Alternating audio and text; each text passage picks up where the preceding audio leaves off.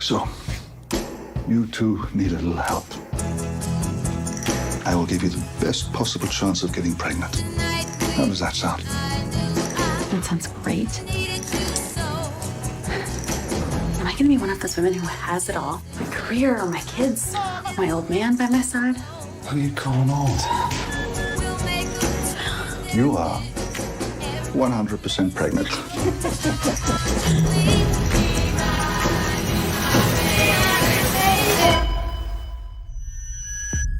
Welcome to the family. How are you? A little crazy. I'm seeing things. Honey, me too. I'm having the wildest mommy brain lately. I don't think it's mommy brain. I think Dr. Rindle did something. I think they're in on it. In on what? Dr. Rindle gives me a bad feeling. I want to see someone more natural. There's a lot of voodoo out there. We just want to make sure that you get the best possible care.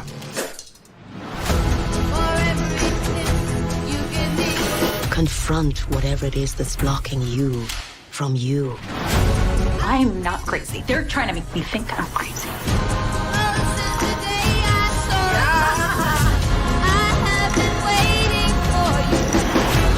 Doing great, Lucy. Just push. Hey, this pregnancy shit is no joke, right? Okay, it's really scary.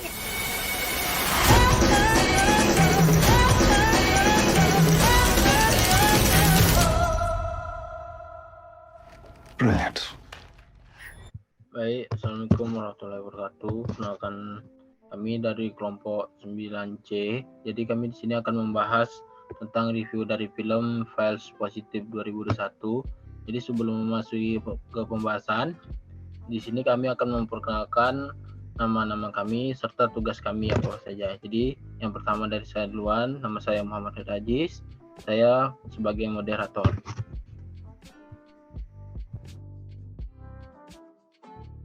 Baik, saya Nur Atika Harahap sebagai penganalisa pertama. Baik, saya Syafinatul Najah Simanjuntak sebagai penganalisa yang kedua. Perkenalkan, nama saya Trinita Nadia Hasan.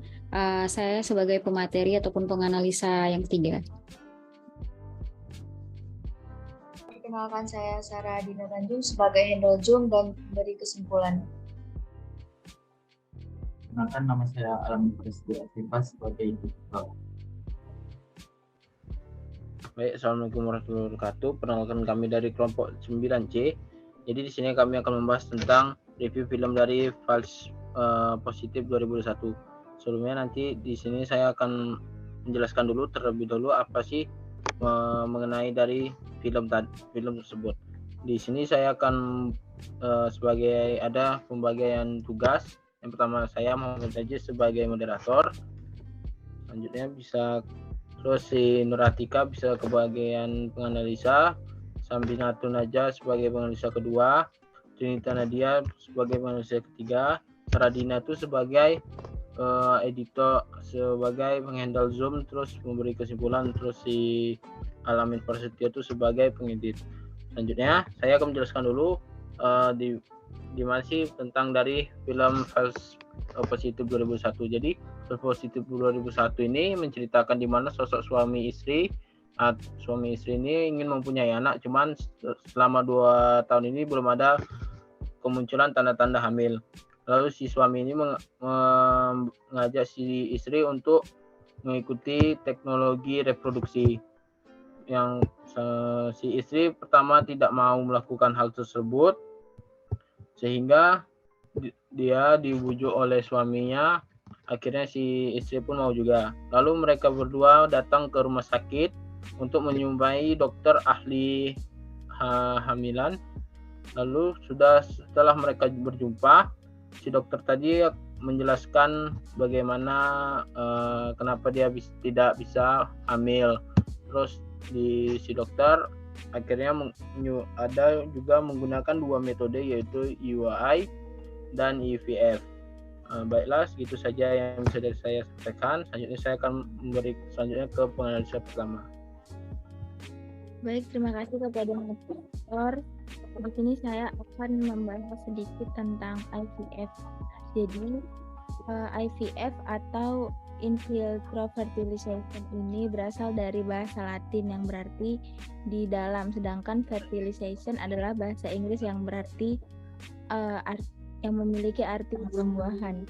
Jadi IVF ini atau bayi tabung yang sering dikenal dalam bahasa Indonesia sebuah tindakan medis di mana dokter membantu melakukan pembuahan sel telur yang dilakukan di luar tubuh wanita.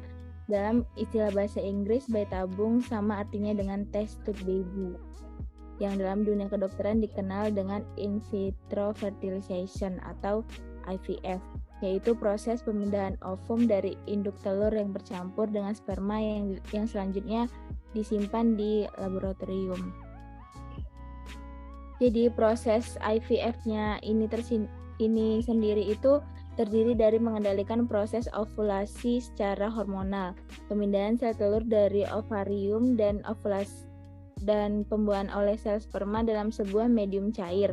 Awal berkembangnya teknik ini bermula dari ditemukannya teknik pengawetan sperma. Sperma bisa bertahan hidup lama bila dibungkus dalam gliserol yang dibenamkan dalam cairan nitrogen pada temperatur minus 321 derajat Fahrenheit. Pada mulanya, program ini bertujuan untuk menolong pasangan suami istri yang tidak mungkin memiliki keturunan secara alamiah disebabkan tuba falopi istrinya mengalami kerusakan permanen. Namun kemudian mulai ada perkembangan di mana kemudian program ini diterapkan pada yang memiliki penyakit atau kelainan lainnya yang menyebabkan tidak dimungkinkan untuk memperoleh keturunan. Nah, jadi apabila ditinjau dari segi sperma dan ovum serta tempat embrio ditransplantasikan, maka bayi tabung dapat dibagi menjadi 8 jenis, yaitu bayi tabung yang menggunakan sperma dan yang pertama itu ada bayi tabung yang menggunakan sperma dan ovum dari pasangan suami istri, kemudian embrionya ditransplantasikan ke dalam rahim istri. Yang kedua ada bayi tabung yang menggunakan sperma dan ovum dari pasangan suami istri, lalu embrionya ditransplantasikan ke dalam rahim ibu pengganti. Yang ketiga, bayi tabung yang menggunakan sperma dari suami dan ovumnya berasal dari donor, lalu embrionya ditransplantasikan ke dalam rahim istri. Yang keempat, bayi tabung yang menggunakan sperma dari donor sedangkan ovumnya berasal dari istri, lalu embrionya ditransplantasikan ke dalam rahim istri.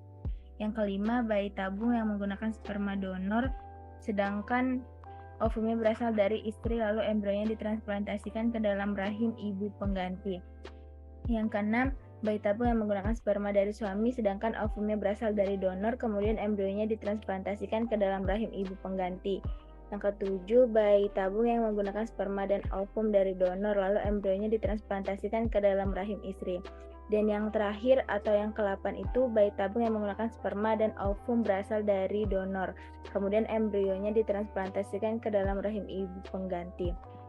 Nah, jadi saya tadi kan sudah menjelaskan tentang pengertian dari IVF atau in vitro fertilization atau yang dikenal dengan bayi tabung. Jadi bagaimana sih hukum bayi tabung dalam pandangan Islam? Jadi menurut Majelis Ulama Indonesia atau MUI sendiri sudah mengeluarkan fatwa soal hukum bayi tabung. Dalam fatwanya dinyatakan jika bayi tabung berasal dari sperma dan sel telur pasangan suami istri sah menurut hukum, maka mubah atau diperbolehkan hukumnya. Hal ini terjadi karena masuk ke dalam ikhtiar yang didasari kaidah agama, yaitu untuk memperoleh keturunan. Tetapi adapun hukum bayi tabung dalam Islam harus memenuhi persyaratan berupa dilaksanakan atas ridho suami dan istri, inseminasi akan dilaksanakan saat masih berada dalam status suami istri, dilaksanakan sebab keadaan yang darurat supaya bisa hamil, perkiraan dari dokter yang kemungkinan besar akan memberikan hasil dengan cara memakai metode tersebut. Aurat perempuan hanya diperkenankan dibuka saat keadaan darurat dan tidak lebih dari keadaan darurat. Selanjutnya, bagaimana sih hukum proses bayi tabung ini di dalam negara kita atau di dalam Indonesia? Jadi pelaksanaan program bayi tabung di Indonesia itu diperbolehkan berdasarkan peraturan kesehatan RI. Ditegaskan bahwa hanya pasangan suami istri yang diperbolehkan untuk melakukan prosedur ini. Dengan kata lain, sperma yang digunakan harus sperma suami, bukan sperma donor. Dengan demikian, dalam pasal 127 ayat 1 Undang-Undang Nomor 36 Tahun 2009 tentang kesehatan yang menyatakan secara jelas hanya memperbolehkan mendapatkan keturunan di luar cara alamiah melalui bayi tabung.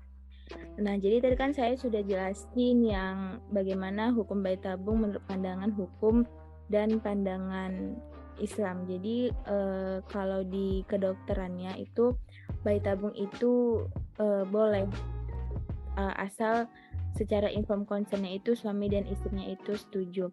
Mungkin cukup sekian penjelasan dari analisa yang pertama, yaitu tentang IVF atau in vitro fertilization atau yang dikenal sebagai bayi tabung. Mungkin penganalisa kedua akan dijelaskan oleh teman saya Safinatul Najah Simanjuntak. Baik, terima kasih kepada Nurhafika telah menjelaskan bagian utama. Jadi di sini saya akan melanjutkan. Jadi pada film itu ada dilakukannya reduktif selektif. Jadi reduktif selektif itu juga disebut dengan aborsi, di mana dianya tuh ada gangguan pada jika tidak dilakukan aborsi akan mengakibatkan keguguran pada janin itu. Jadi pertama yang kita lakukan pada reduktif selektif itu pertamanya informed consent, karena konsep hukum informed consent dan teori etika itu bersifat universal dan berlaku untuk berbagai situasi. Jadi bagian sebesar dokter itu prinsip hukum dan etika itu dapat dianggap sebagai kesenangan akademis karena adanya kesenjangan antara prinsip dan praktis klinis tersebut. Jadi insiden kehamilan multijanin telah meningkat selama beberapa dekade terakhir. Jadi ini karena tingkat komplikasi janin dan ibu itu lebih tinggi pada kehamilan multijanin, dan risiko ini tuh juga meningkat seiring dengan jumlah janinnya. Jadi kecenderungan ini tuh juga mengharuskan pengembangan pengurangan janin untuk mengelola kehamilan multifetal untuk meningkatkan kelangsungan ibu perinatal dan mengurangi risiko pada ibu. Meskipun teknik pengurangan janin itu terbukti efektif dalam meningkatkan hasil kehamilan, jadi itu masih menjadi kontroversi besar dari masalah etika dan hukum yang belum ditangani secara jelas. Jadi sementara masing-masing dokter itu masih berhak untuk menolak dan hati-hati. Jadi adapun risiko dari perinatal dan ibu itu sebanding dengan jumlah janin. Yang paling risiko serius itu termasuk keguguran total dan prematuritis yang dapat menyebabkan gejala sisa jangka pendek potensial seperti komplikasi pernapasan dan gastrointestinal dan mengganggu neurologis jangka panjang. Jadi pada film itu kan katanya kalau tidak dilakukan reduktif selektif itu kan bakal mengalami keguguran pada bayi itu. Jadi dokter itu menjelaskan kepada pasiennya yang mana yang akan diselamatkan. Pada film itu kan bayinya lebih dari satu. Yang pertama itu ada laki-laki kembar dan yang kedua itu ada perempuan. Jadi dokternya suruh pilih tuh sama pasiennya mana yang akan diselamatkan, dan pasien itu memilih yang diselamatkan itu adalah anak perempuannya. Tetapi pada akhirnya pas pasiennya itu melahirkan, anaknya yang keluar itu malah jadinya yang diselamatkan itu adalah laki-laki yang kembar. Dan di situ juga ada di pengurangan kehamilan pada janin itu meningkatkan kemungkinan kelangsungan hidup yang sehat dan dalam konsepsi yang tersisa untuk mengurangi bahaya bagi ibu itu. Ada menurut Komite Internasional Federation of Gynecology dan Obstetrics tahun 2006 menyatakan bahwa kehamilan ganda dengan urutan yang lebih tinggi dari kembar melibatkan bahaya besar bagi kesehatan wanita dan juga untuk janinnya, yang kemungkinan besar akan dilahirkan secara prematur dengan resiko tinggi kematian atau menderita kerusakan, dan bahwa di mana kehamilan seperti itu muncul mungkin dianggap secara etis lebih baik untuk mengurangi jumlah janin daripada tidak melakukan apa-apa.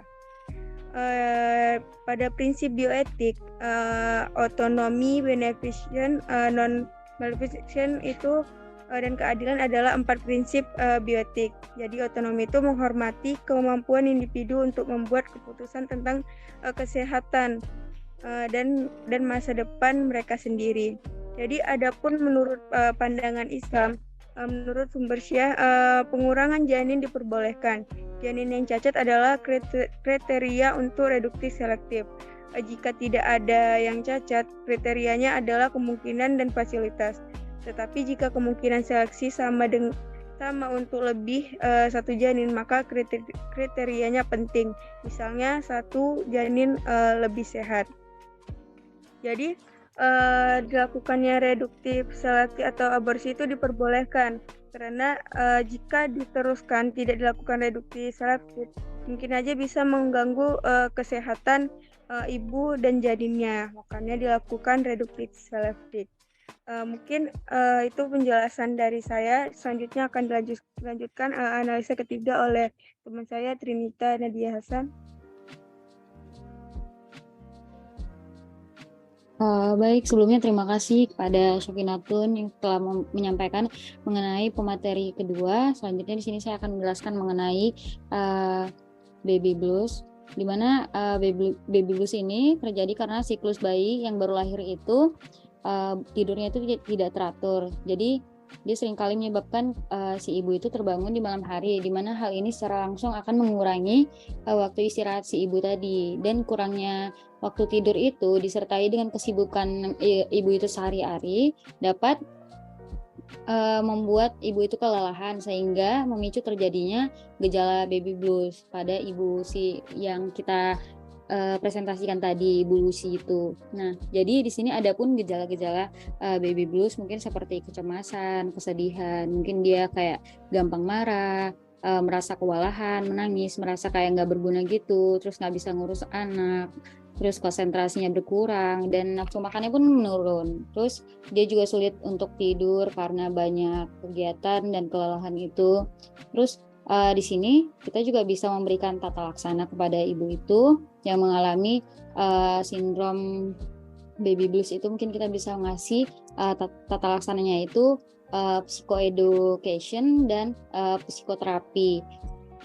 Mungkin kita bisa mengobati ibunya itu dengan menyuruh ibunya istirahat yang cukup dan kurangi aktivitasnya dan berkomunikasi kepada ibunya. Mungkin ibunya ada keluhan, mungkin bisa diceritakan sama kita. Terus menerima bantuan dari ibunya itu. Terus luangkan waktu ibunya itu untuk mengurus dirinya sendiri dan mungkin mengonsumsi makanan yang bernutrisi. Terus menghindari ibu itu untuk mengonsumsi alkohol ataupun narkoba yang dapat memperburuk perubahan suasana hati ibu tersebut. Baik, mungkin sekian yang bisa saya jelaskan mengenai sindrom baby blues. Mungkin selanjutnya akan dilanjutkan oleh moderator. Pada moderator saya persilahkan.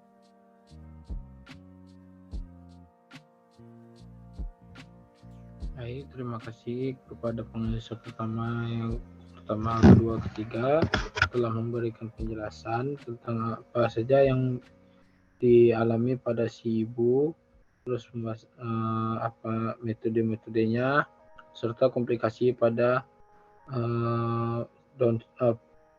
sindrom baby blue. Nah, selanjutnya kita akan memasuki ke tahap akhir, yaitu kesimpulan pada film ini. Dipersilakan kepada Saradina. Baik, terima kasih moderator. Mungkin teman-teman yang sebelumnya itu menjelaskan tentang kejadian-kejadiannya apa yang dilakukan dokternya, mulai dari yang dirasakan ibunya seperti sindrom baby blues ataupun bayi tabung dan lain-lain. Nah, jadi dari film tersebut jelas di mana dokternya itu melanggar kode etik kedokteran, di mana dia tidak menerapkan 4 prinsip dasar atas kode etik kedokteran, dari beneficence-nya, non-maleficence yang seperti memberi manfaat dan tidak memperburuk keadaan, respect for the autonomy, dan justice, di mana keempatnya tersebut tidak dilakukan oleh kepada dokter tersebut. Jadi setiap yang dilakukan dokternya tersebut yaitu melaksanakan malpraktik, di mana dia membohongi pasien karena yang sebenarnya yang diinginkan dari si ibunya ini kan sebenarnya adalah sperma dari suaminya. Namun yang terjadi pada keadaan sebenarnya di mana dokternya ini menyalahgunakan profesinya, di mana dia menggunakan spermanya yang untuk dimasukkan ke dalam rahim ibunya. Serta jika itu anaknya itu lahir, pasti itu akan menjadi suatu keadaan yang dapat memperburuk ibunya karena tidak sesuai dengan harapan, dengan kebenaran yang sebenarnya, di mana nanti itu akan dapat merusak dari sisi psikologi pasien dari ibunya. Mungkin itu saja kesimpulan dari film False Positive. Saya kembalikan kepada moderator. Baik, terima kasih kepada teman-teman yang sudah memberikan tanggapan mengenai film dari File Positif 2021. Terima kasih. Mungkin itu saja yang bisa kami sampaikan. Kurang lebihnya kami mohon maaf. Mungkin ada salah kata. Itu saja yang bisa saya sampaikan. Kurang lebihnya, Assalamualaikum warahmatullahi wabarakatuh. Waalaikumsalam. Waalaikumsalam warahmatullahi wabarakatuh.